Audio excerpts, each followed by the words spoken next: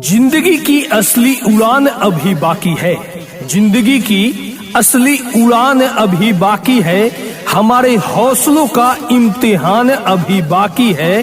अभी तो मापी है मुट्ठी भर जमीन। अभी तो मापी है मुट्ठी भर जमीन। अभी तो सारा आसमान बाकी है। अभी तो सारा आसमान बाकी है। इसी बुलंद इरादे के साथ, बुलंद हौसलों के साथ भुट्टू भाई आए हैं आप सभी के बीच। आपके चहेते, आपके भाई, आपके भतीजे, आपके बेटे भुट्टू भाई, जो अब की बार गोरियाकोठी क्षेत्र संख्या 35 से जिला परिषद पद के प्रत्याशी हैं और आपसे एक एक वोट की अपील करते हैं कि आप अब की बार भुट्टू भाई को ही जिताएं और अपने गोरियाकोठी क्षेत्र संख्या 35 में विकास की एक नई उड़ान दें, एक नई पहचान दें, एक नई मुकाम दें।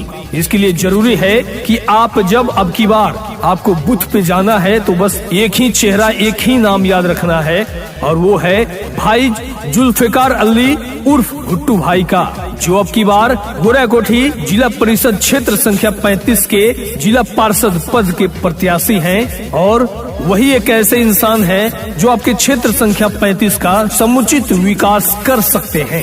तो याद रखना है भुट्टू भाई को, जो अब की बार जिला पार्षद पद के प्रत्याशी हैं।